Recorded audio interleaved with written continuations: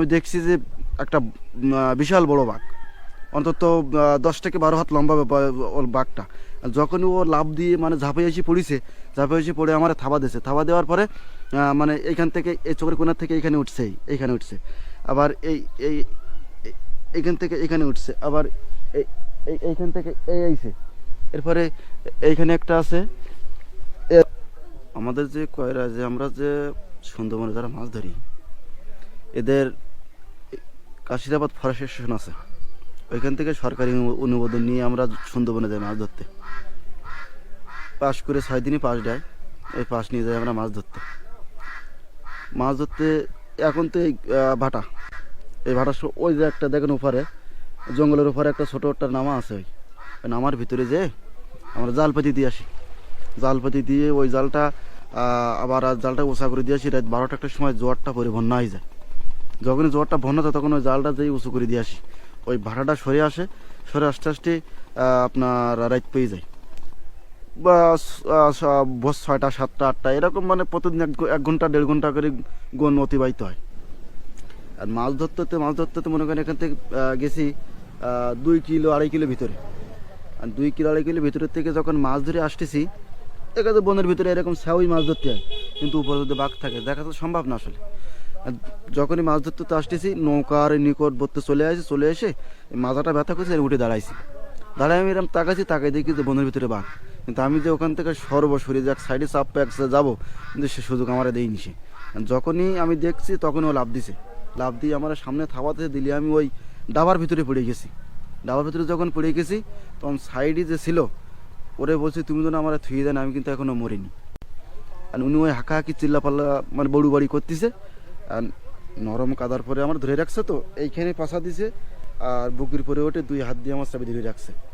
যখনই ধরে রাখছে তখন সাইডে যে ছিল ওনারা বলছে, তুমি যেন আমার থুয়ে যাই না, আমি কিন্তু এখনও মরিনি। আর উনি আমার বলছে, তুমি নড়ে না, নড়লে কিন্তু কামড়াবে। প্রায় 40 থেকে 45 মিনিট বাঘের বুকের তুলে আমার ধরে রাখছে। যখনই মানে আমার 2 কানের ভিতরে কাদা ঢুকছে আর ওনারা চিল্লাফাল্লা করতে গলা বসে গেছে, তখন আমি মাথাটা উঁচু করে দেখতেছি যে আমার রেখে চলে গেছে কিনা। তখন যখনই মাথা উঁচু করেছে তখন বাঘ হা করিয়ে আমার মুখে কামাই ধরতেছিল। তারপরে এসে পড়ে আমার থাবা দিয়েছে। থাবা দেওয়ার পরে মানে এইখান থেকে এই চোখের কোণার থেকে এইখানে উঠছে, এইখানে উঠছে, আবার এই এই এইখান থেকে এখানে উঠছে, আবার এই এইখান থেকে এই আইছে। এরপরে এইখানে একটা আছে, এর একটা আছে, এসব কিন্তু সবই থাবার দাগ। যখনই কাদার মধ্যে ডাবাই আমরা ফেলাইছে, কিন্তু কাদার মধ্যে ডাবাই ফেলাইলে আমাকে ওর থেকে তো আমার ওরে যে শক্তি, কিন্তু আসলে এক একটা বাহুটা 18 মধ্যে বল, কিন্তু ওর যে শক্তি, ওর শক্তির সাথে মোকাবেলা করার মতো ক্ষমতা আসলে আমার না। ওইখান থেকে মানে ওগুলো খুবই আসলে যখনই এই আমার ধরি নিয়ে যখনই রাখছে বুকের ভিতরে, তারপরে যখন এই সাইডে যে ছিল ওরে ওরে যখন চিল্লাপাল্লার আওয়াজ যখন না পাইছি, তখন এরম উঠে দেখছি। সেই সময় মুখে যখন কামি ধরতে গেছে তখন 2 হাতে বাঘে গলা টিপে ধরছি। 2 হাতে গলা টিপে ধরে ওকে পিঠির সালে বাড়ি মার না চোখের ভিতরে কাদা মার। উনি কাদা তুলে সাইডি মারিছে, সাইডি মারলে বাঘের 2 চোখ যখন বন্ধ হয়ে গেছে তখন বাঘ সই দিয়ে বনের হতে চলে গেছে। উনি আমার ধরে নিয়ে নৌকা উঠছে। আমার যখন আমার বাঘে ধরেছিল তখন এই কলসটা আমার হাতে ছিল। এই কলসটায় মাছ ছিল প্রায় 3-4 কেজি মাছ ছিল। যখনই আমার ধরেছে তখন কলসটা ছটকি চলে গেছে। চলে যাওয়ার পরে কলসটা ভালো না ছিল এখানে, আমার ধরে জায়গায় রাখছিল। তারপরে এখান থেকে আমার নিয়ে এসে আনার পরে আরেকজনটা গেছিল মধু সংগ্রহ করতে যে এই কলসটা পাইছে। তারা বলছে যে এখানে তো কামালের বাঘে ধরছিল। সে কলসটা দেখতেছিল, কলসটা নিয়ে যায়, কলসটা এখান থেকে আমার বাড়ি ওনারা মানে তারা আনিয়েছিল। আমারে কোলের কাছে আইসে আমার ধরে নিয়ে নৌকা নিয়ে উঠাইছে। নৌকা ওঠানোর পরে এখান থেকে 2 ঘন্টা 2.5 ঘন্টা লাগিছে আমার বলে মানুষেলা আসতে। এখানে এসে আমার একটা হসপিটাল আছে জায়গিরমাল, একটা হসপিটাল আছে, ওখানে নিয়ে গেছে। ওখানে নিয়ে আমার প্রাথমিক একটা ট্রিটমেন্ট দিল। ট্রিটমেন্ট দিয়ে এখান থেকে খুলনা আড়াইশো বেডে আর আমার যেই ভর্তি করাইছে, ভর্তি করানোর পরে ওইখান থেকে 3 মাস ট্রিটমেন্ট হলাম। 3 মাস ট্রিটমেন্টের পরে একটু সুস্থ হওয়ার পরে ওখান থেকে আমি চলে আসলাম। যেহেতু ট্রিটমেন্ট আড়াইশো বেডে হয়েছে, কিন্তু আসলে খরচ কিন্তু কম না, ওরা ফ্রি ট্রিটমেন্ট করে। কিন্তু যেটা প্রাইভেটে ট্রিটমেন্ট হতে গেলে যেটা খরচা তার ডবল টাকা খরচা হয়েছে আমার।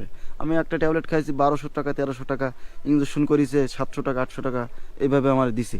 কিন্তু যখনই আমার সামর্থ্য না হলে তখন ওখান থেকে আমার ছাড়পত্র দিয়ে দিছে, আমি চলে আসছিলাম। আমার অ্যাক্সিডেন্ট হয়েছে 2011 সালে। এই 11 বছর কি 11 বছর 12 বছর চলতেছে। তো এখান থেকে আমি আমার ডাইন চোখের কোনা দিয়ে এখন হলো পুষ আসার পরে আমার মানে খুলনা যে তারেক ইন্তাস উনি আমার আসলো এসে একটা ভিডিও নিলে নেওয়ার পরে উনি আমার একদিন বলছে কি যে তোমাকে ট্রিটমেন্ট যদি আমরা করাই তাহলে কি হবে? আমি বললাম হ্যাঁ, ট্রিটমেন্ট যদি আমার শারীরিক অবস্থা ভালো না খারাপ, ট্রিটমেন্ট যদি আপনারা করেন তাহলে আমি ট্রিটমেন্ট হব। এখান থেকে আমার তারা নিয়ে গেল যে ঢাকার শ্যামলিয়া জাতীয় চক্ষুবিজ্ঞান ইনস্টিটিউটে। আমি জাতীয় চক্ষুবিজ্ঞান ইনস্টিটিউটে ট্রিটমেন্ট হয়েছি এই 3 মাস এখনও ফুল হয়নি, এখনও অল্প অল্প কয়েকদিন বাকি আছে। ওনারা ওখানে যে আমার দেখলো, দেখে শুনে করছে যে সবই দেখে অপারেশন করেছে। অপারেশন করে আমারে বলছে যে আপনার চোখের 2টা বলাক, একটা ভালো আছে আর উপরটা সিঁড়ি সেকন হয়ে গেছে, তা ওখানে ওই পানিটা বন্ধ হবে না, তবে পুষটা বন্ধ হবে।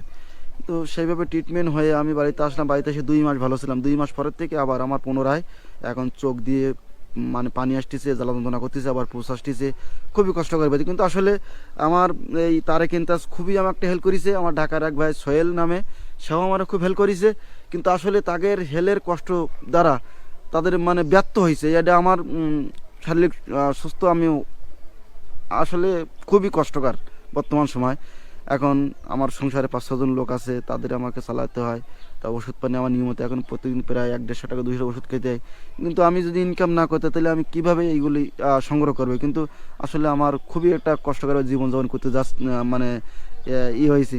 তবে আসলে যদি আমার এই ভিডিও দেখে যদি কোনো ভাই, কোনো বন্ধু, কোনো যদি আমাকে একটু হেল্প করে, তাদের সহযোগিতার দ্বারা যদি আমি যদি ট্রিটমেন্ট হয়ে আমার বাল বাচ্চা, আমার মা বাবার সামনে থেকে যদি আমি তাদের করতে পারি, তাহলে আমার মনে হয় আমার জীবনটা ধন্য মনে করি। আমি খুবই একটা ইসের ভিতরে আমি আছি এখন। আসলে তারা যদি আমার একটা হালকা সাপোর্ট দেয়, এর আগেও সাপোর্ট দিছে, আর এখন যদি তারা আমরা হালকা করে দেখে একটু সাপোর্ট দেয়, তাহলে দেখে অনেক অনেক অনেক সচ্ছল আছে, অনেক সচ্ছল ব্যক্তি আছে, তাদের কিন্তু আসলে বিষয় না এটা 2,000, 10,000, 5,000, 100, 200 এটা কিন্তু তাদের পক্ষে কিন্তু আসলে সম্ভব।